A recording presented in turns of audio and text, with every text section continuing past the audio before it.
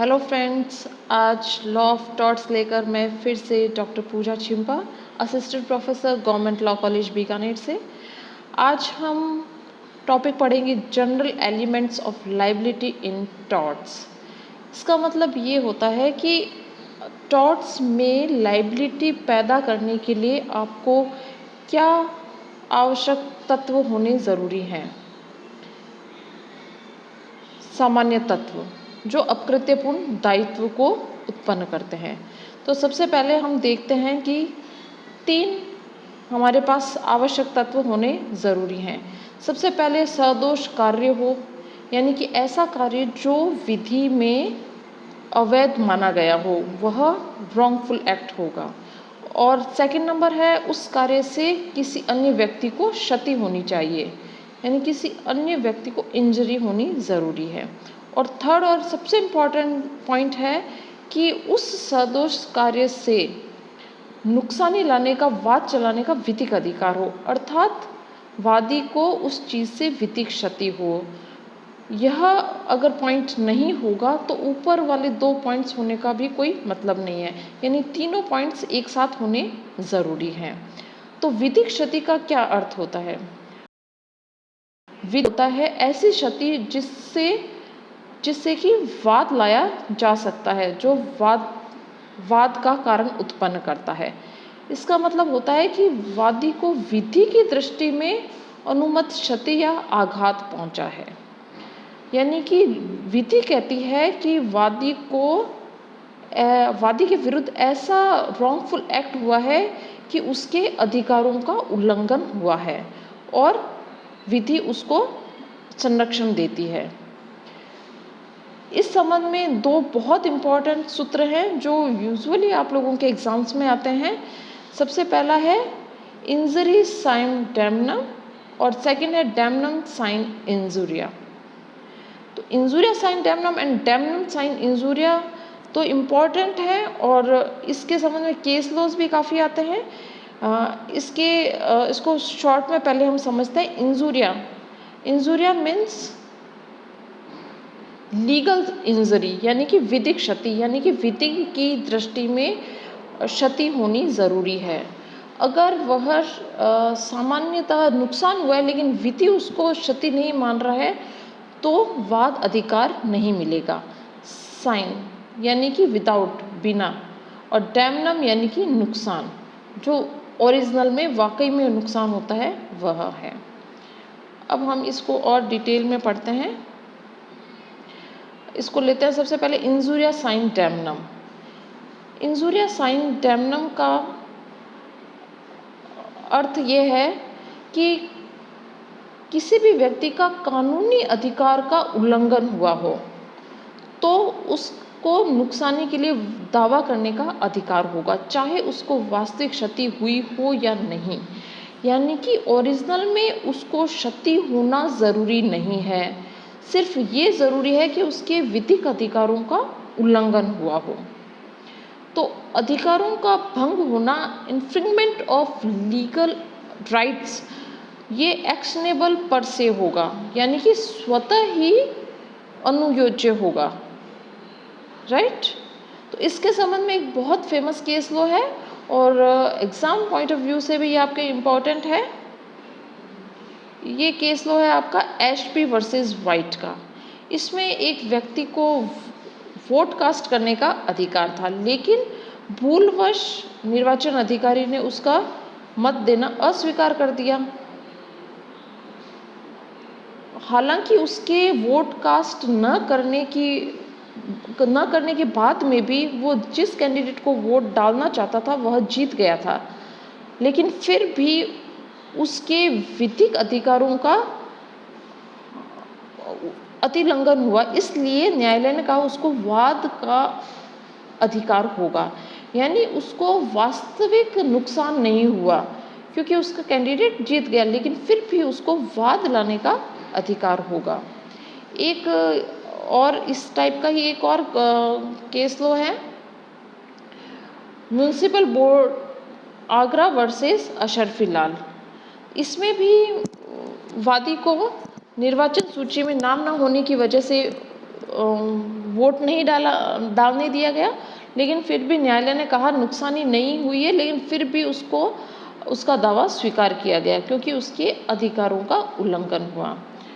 इसमें एक और अच्छा केस लो है भीम सिंह वर्सेस जम्मू राज्य। इसमें विधायक को विधानसभा की बैठक में जाने के रोकने के लिए असंवैधानिक रूप से गिरफ्तार कर लिया गया। तो गिरफ्तारी सिर्फ इस वजह से हुई कि उसको उसके अधिकार यानी कि विधानसभा में बैठने का जो अधिकार है उससे रोका जाए। उस अधिकार का उल्लंघन किया गया तो उसे न्यायालय ने कहा इसको वादाधिकार होगा। तो फ्रेंड्स, ये हमारा था इंजूरिया साइन डैमनम, यानी कि विधिक अधिकारों का इन्फ्रिंगमेंट होगा, यानी कि उनका भंग होगा तो हमें वाद लाने का अधिकार होगा, चाहे उससे हमें वास्तविक नुकसान हुआ है या नहीं हुआ है। ठीक है। नेक्स्ट है हमारा डैमनम साइन इंजूरिया। इसको शॉर्ट में मैं पहले एक बार समझा देती हूँ। डैमनम साइन इंजूरिया का मतलब है चाहे हमें वास्तविक रूप से नुकसान हुआ है, चाहे कितने भी हज़ार का है, लाख का, कुछ भी हुआ वो नुकसान, लेकिन अगर हमारे विधिक अधिकारों का भंग नहीं हुआ, इन्फ्रिंगमेंट ऑफ ओवर लीगल राइट्स नहीं हुआ है, तो हमें वाद लाने का अधिकार नहीं होगा। इसको कहते हैं डैमनम साइन इंजूरिया। तो इसमें यह है कि अधिकार के उल्लंघन हुए बिना अगर क्षति होती है तो वाद नहीं चलाया जा सकता, चाहे वास्तविक आर्थिक क्षति पहुंची हो। ठीक है, आर्थिक क्षति पहुंची हो तो भी वाद लाने का कोई अधिकार नहीं होगा। इसका बहुत फेमस केस लो है ग्लासेस्टर ग्रामर स्कूल केस, और बहुत ही फेमस और बहुत सिंपल है। आप लोगों को ये हर हालत में लर्न करना चाहिए। इसमें था वादी की स्कूल के सामने प्रतिवादी ने अपनी एक स्कूल खोल ली, उससे वादी की छात्र संख्या भी कम हुई और फीस भी उसको कम करनी पड़ी, उससे उसको भारी नुकसान हुआ। देखिए यहाँ पॉइंट है, भारी नुकसान हुआ। तो वह नुकसान हुआ, अब वो न्यायालय में गया तो न्यायालय ने क्या कहा, न्यायालय ने निर्णय दिया कि ये हेल्दी कंपटीशन था, हालांकि उसको नुकसान हुआ लेकिन उसके विधिक अधिकार का उल्लंघन नहीं हुआ, इसलिए उसको वाद लाने का अधिकार नहीं होगा। इसके में एक और केस लो है मोगल स्टीमशिप कंपनी बनाम ग्रेगर। तो इसमें कुछ प्रतिद्वंदी कंपनीज थी, उन्होंने वादी की कंपनी को व्यवसाय से निकालने के लिए, उस बिजनेस से निकालने के लिए ये घोषणा की कि वादी के कंपनी से माल ना भेजकर हमारी कंपनी से अगर माल भेजेंगे तो उन्हें विशेष छूट मिलेगी। विशेष छूट का ऑफर दिया गया।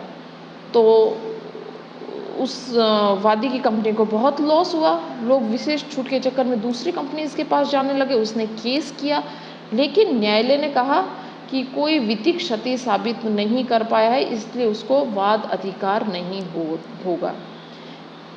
ठीक है, तो ये हमारा था डैमनम साइन इंजूरिया। इसको एक बार मैं और आपको बताती हूँ। इसका मतलब ये हुआ कि हमारे अगर विधिक अधिकार का उल्लंघन नहीं हुआ है, चाहे वास्तविक आर्थिक नुकसानी कितनी भी हुई हो, वाद अधिकार नहीं मिलेगा। फ्रेंड्स, ये हमारे दो इम्पॉर्टेंट मैक्सिम्स थे। इसके साथ ही मैं आपको एक और इम्पॉर्टेंट टॉपिक करवाना चाहूँगी। शॉर्ट है लेकिन एग्ज़ाम पॉइंट ऑफ व्यू से ये यूजुअली आता है, ऑब्जेक्टिव टाइप में भी आप इसको लर्न कीजिएगा। ये है उबी जस इबी रेमेडियम, जहाँ अधिकार है वहाँ उपचार है। एक तरह से जैसे हमारा इंजूरिया साइन डैमनम था, एशबी वर्सेस वाइट का केस, ये बिल्कुल उसी तरह से है। और आपको ये वाला याद करना है, उबी जस इबी रेमेडियम, आपको लर्न होना चाहिए, क्योंकि यूजुअली क्वेश्चन आ जाता है, क्वेश्चन में ऑब्जेक्टिव टाइम जहाँ अधिकार है वहाँ उपचार है, निम्न में से कौन सा है, तो ये उबी जस इबी रेमेडियम आपको आंसर में टिक करना है। राइट। तो इसका हम शॉर्ट में ये समझते हैं कि जहाँ हमारा कोई कानूनी उपचार नहीं होगा, इसका मतलब हमारा विधिक क्षति नहीं पहुंची है। और जहाँ कहीं भी हमें अधिकार प्राप्त है तो वहाँ पे उस अधिकार की सुरक्षा के लिए साधन भी प्राप्त है। साधन भी प्राप्त है का मतलब ये है कि अगर हमारे विधिक अधिकार का उल्लंघन हुआ है तो न्यायालय द्वारा हमें उसका संरक्षण दिया जाएगा, यानी कि हमें वाद अधिकार प्राप्त होगा। ठीक है, इसलिए हमें उस अधिकार के उपयोग में अगर अवरोध उत्पन्न करता है तो उपचार भी होगा। तो इसका मतलब ये हुआ कि जहाँ हमें अधिकार है वहाँ ऑब्वियसली उपचार भी होगा, वो भी जस्ट इबी Remedium. Exam point of view से जो मैंने आज ये पढ़ाया ये आपके बहुत इम्पॉर्टेंट होगा और आप इनको अच्छे से कीजिएगा। Thank you friends, good bye.